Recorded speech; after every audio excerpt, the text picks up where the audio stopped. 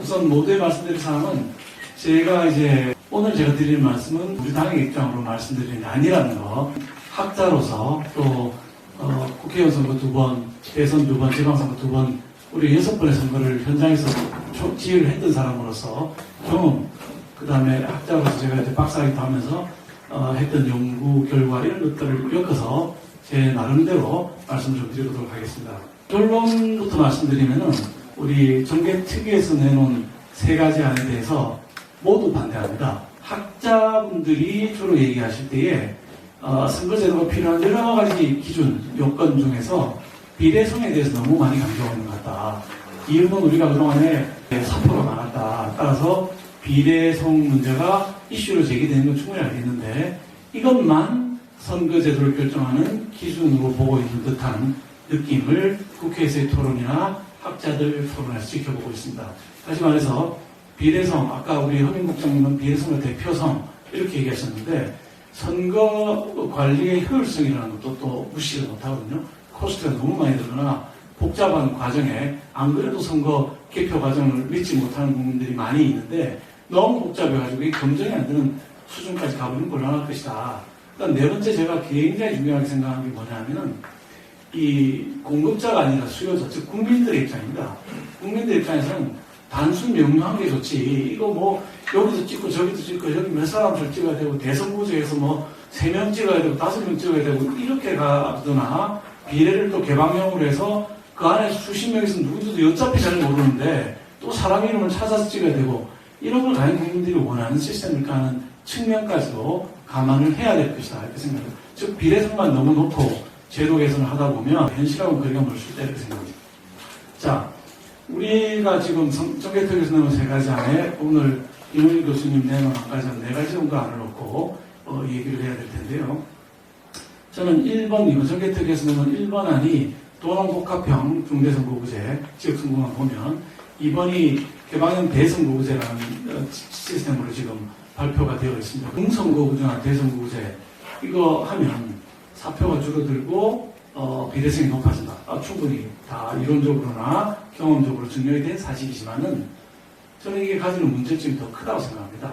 즉 정당 내에서 복수 공천을 해야 되니까 5명 뽑으면 이게 이제 개파 싸움이 엄청나게 일어나게 되고 이게 일본이 전후에 처음 취했던 중대선거구제를 소선거구제로 돌린 이유 중에 하나거든요.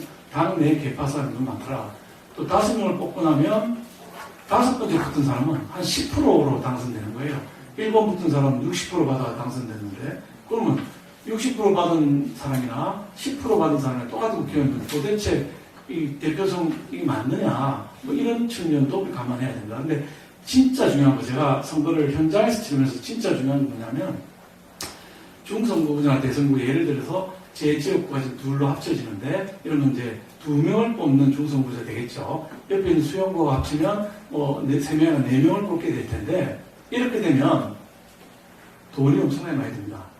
제가 이번에 남구와의 갑하고 을이 합쳐서 문자를 보내다 보니까 갑만 보내도 문자 비용이 을까지 보내야 돼가지고 8만 명 보내던 게 16만 명을 보내고 있는데 돈이 2배 드는 거죠. 현수막 우리 동에 11개 동만 붙이면 되는 게 20개 동만 붙여야 되니까 현수막 비용이 2배로 들어요. 이게 이런 문제까지 우리 감안 안 하고 그냥 중선구제 5명 뽑는 대선구제를 하면 선거 비용 지금 쓰는 그대로 쓸 것 같습니까? 절대 아니죠. 다 붙이죠. 다 보내죠 문자를. 그 다음에 더 중요한 거는 우리가 상원이 없는데 이 지역구를 넓혀놓으면은 의원들은 다음 재선되는 게 제일 중요하고 그 제일 중요한 변수는 여론조사이기 때문에 지역 밭갈이를 하고 열심히 다니게 됩니다.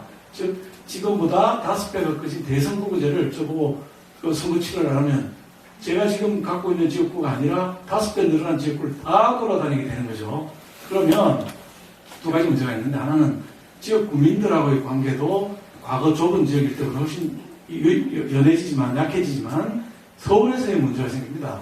국회는 대충 얼굴만 내밀고 지역구를 쫓아가야죠. 5배를 뛰어댕겨야 되는데 되겠습니까?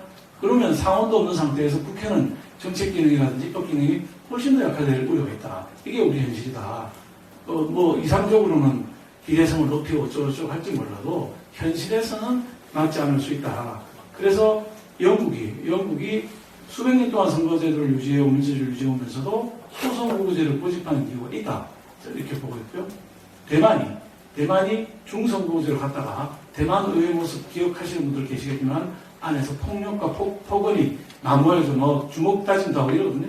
그 이유가 뭔가 물어봤더니 바로 중대선거구제를 하면서 10%짜리 정당들이 후보를 내고 당선이 되어서 들어왔는데 이분들은 아주 강경 좌파 아니면 강경 우파라서 폭력을 휘두르고 막말을 해야 당선되는 사람들이라는 거죠. 그 의회가 완전 난장판이 돼가지고 다시 소선거구제 돌아갔습니다. 뭐 그런 거. 그 다음 일본이 전후에 중대선거구제 도입했다가 그 자민당의 안에 개파 싸움 엄청나게 심한 거는 여러분들이 소설이나 만화를 봐서 충분히 아시겠지만 그래서 돌아간 것이 소선거구제 돌아갔어요. 너무 이게 안 되겠다 이거. 개파 싸움이 너무 심해서 안 되겠다 돌아간 거. 이것까지도 감안을 좀 해야 된다고 생각하고요. 그 다음에 뭐 비례대표 늘리는 문제하고 비례대표에서 별장이 그 연동형 준연동형 비례대표제를 살리는 방식으로 가는데 저는 이거 안 맞다고 생각합니다. 연동형이 과연 우리에 맞느냐? 우리가 실험을 했다고 완전히 폭망하지 않았습니까? 지난번 21대 총선에서 준연동형, 연동형으로 그대로 가면 비례성이라도 확보할 수가 있는데 준연동형으로 50%를 하면서 또 30석, 47석 중에 30석에만 캡을 씌워서 연동형을 해가지고 결과적으로 나온 거는 이 연동형도 아니고 비례성도 확보하지 못한 상태에서 게다가 위성정당까지 만들어서 폭망을 했거든요. 이걸 보면서 우리 정치 문화에 과연 연동이 맞느냐 이런 생각을 하지 않을 수가 없다 이런 말씀드리고 비례대표 늘리는 게 좋다고 자꾸 말씀하시는데 우리가 지금부터 사실이에요. 근데 우리 정치에서 맞느냐? 가짜뉴스만 양산하는 사람이 비례대표로 모 정당의 대변인을 하고 있고 또 위안부 할머니들 그 고혈을 빨는 사람이 비례대표로 뭘 대표로 비례대표로 들어가는지 모르겠는데 정당의 강성 그 이익을 대변하는 사람만 비례대표로 들어오는 이런 경향들 어떻게 할 거냐. 물론 잘하는 분들 있지만 4년 전에 대자보를 보는 것 같다. 선거제도를 미리미리 안 고쳐놓고 지금 4월 10일까지 해야 되는데 한 달도 안 남았고 2주 남았죠? 2주 남았는데 지금 와서 그 사이에 집중 토론해서 선거제를 확정하겠다. 이런 방식으로 해가지고는 답도 없다. 또 폭망할 것이다. 그래서 지금 우리가 해야 될 건 뭐냐? 구체적인 선거제도를 토론할 게 아니라 선거제도를 만드는 기준에 대한 합의가 학계와 정계와 시민사회 전부 합의를 해서 예를 들면 국회의원 정수는 안 늘리겠다. 그다음 이번에는 몇 개만 시범 실수해보겠다. 그래서 플러스 마이너스를 보고 연동형 폭망하는 것 같은 거는 최소한 피해야 되겠다. 뭐 이런 식의 그 다음에 국회의원 특검부터 폐지하겠다라든지 비례성만 아니라 대표성, 효율성, 간단 명령성까지 같이 보겠다라든지 그 국회의원 3년임을 제한해버리겠다든지 이런 식의 이 어떤 원칙에 대한 합의를 한 다음에 그 원칙을 깨뜨리지 않는 제도를 논의하고 시범 실시를 하고 지금부터 5년 뒤 선거에서 본격적으로 적용을 해보는 이런 식의 방법을 가져가야지 지금 2주 남았는데 지금 토론해서 하겠다. 이거 여전히 21대 그 준연동형 폭망하듯이 폭망할 거라고 저는 봅니다. 이상입니다. 네, 감사합니다.